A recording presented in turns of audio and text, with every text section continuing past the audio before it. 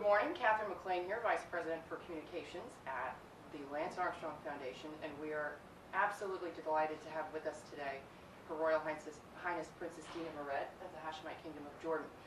And I believe this might be your first visit to Austin, is that correct? Yes. Well, we're absolutely thrilled that you're here with us today. And can you tell us a little bit about your purpose for your visit? Well, first of all, we've been partners for some time now with the LIVESTRONG Foundation, definitely meeting with the whole team at various capitals in the world, one time in Shenzhen, sometimes in Canada, during our work together globally at UICC and other places. And we thought it's about time to come and meet you at your own turf, to see the physical space of this amazing LIVESTRONG Foundation, to see what is it that drives all this energy of positivity and creativeness, and basically to share ideas together. We, as a King Hussein Cancer Foundation, we're a 10-year-old foundation, and you are, I think, this year celebrating your 15 years. That's right. So we're relatively new foundations in comparison with other cancer foundations worldwide, and we felt it's important to share ideas together, see what trials and tribulations that we both have, operationally, structurally, and share our successes together. And it has been an amazing conversation together. And what is really wonderful is that you really realize that we have similar issues. Absolutely. Similar issues, because humans are humans everywhere, donors are donors, and we've learned a lot from each other just by few meetings that we've done today. Absolutely, yeah. And I know that one of the priorities that both the King Hussein Cancer Foundation and LIVESTRONG have championed is access to care. And I wonder if you could talk a little bit about how we've worked together on improving access to care. Well, I'm very honored to be co-chairing the Harvard Global Task Force for Access to Care. And I think the most important thing that we've been doing is to put the issue on the global agenda.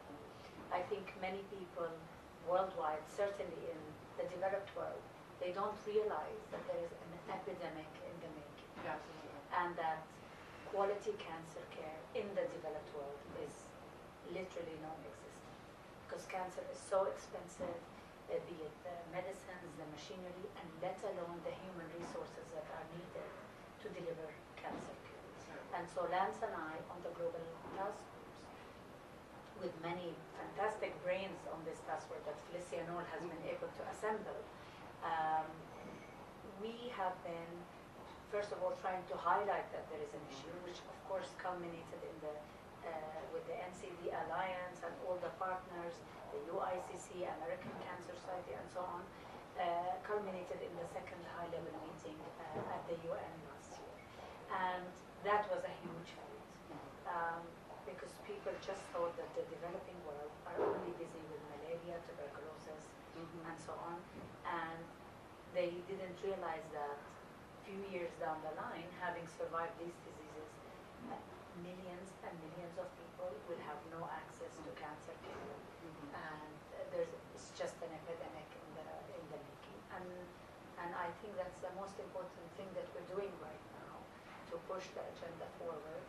And I would say the challenge now is to make sure that the implementation of the follow-up of the high-level meeting stays strong, and it's only by working together that we can do so.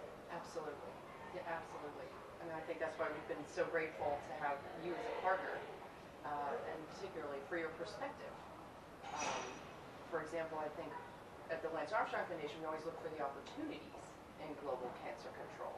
The challenges are obvious, as you just explained, but what do you see as the great opportunities that lie ahead for us to make advances in global cancer control?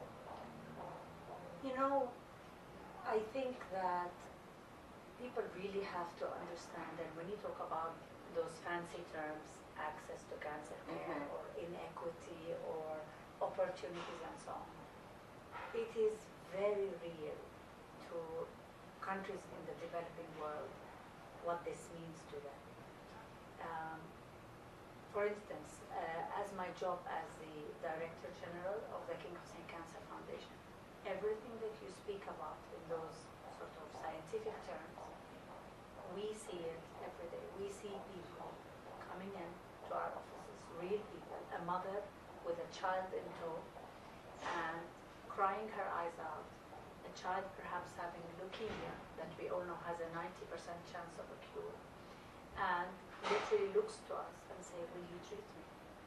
This is as basic as we are getting. Mm-hmm. So the opportunities out there is the impact that if we all work together and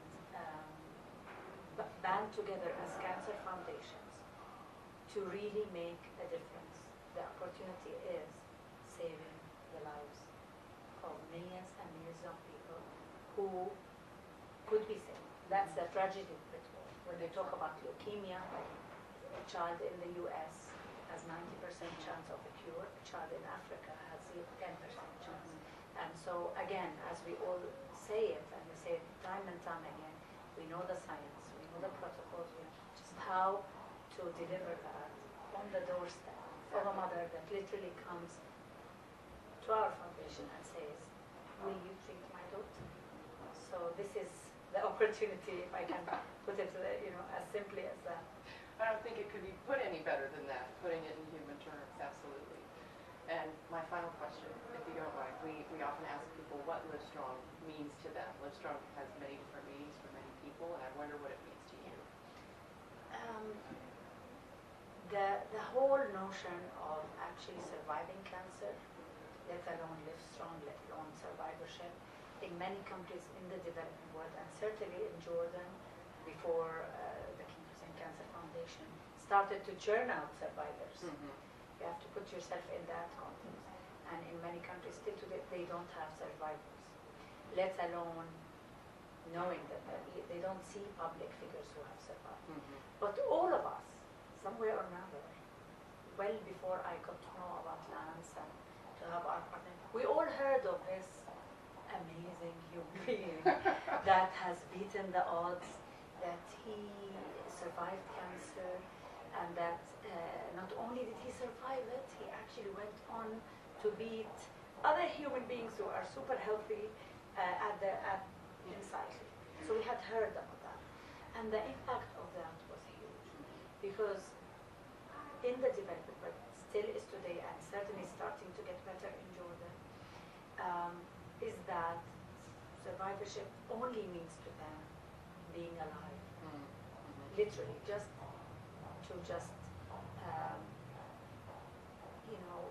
jump that hurdle Right. of the disease and just be alive with your heart still beating. Mm-hmm. That's the meaning of survivorship. And I think the LiveStrong Foundation, and through Lance's embodiment, and he's sort of the living proof of that vision, is that you've taken on survivorship to mean a whole new level.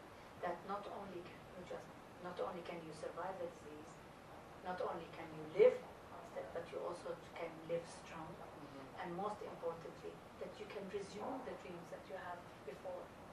And that attitude and that positivity is so contagious. I wish it can be put in a bottle, that we can just sell it up and pass it on to everybody that you know. So this is what it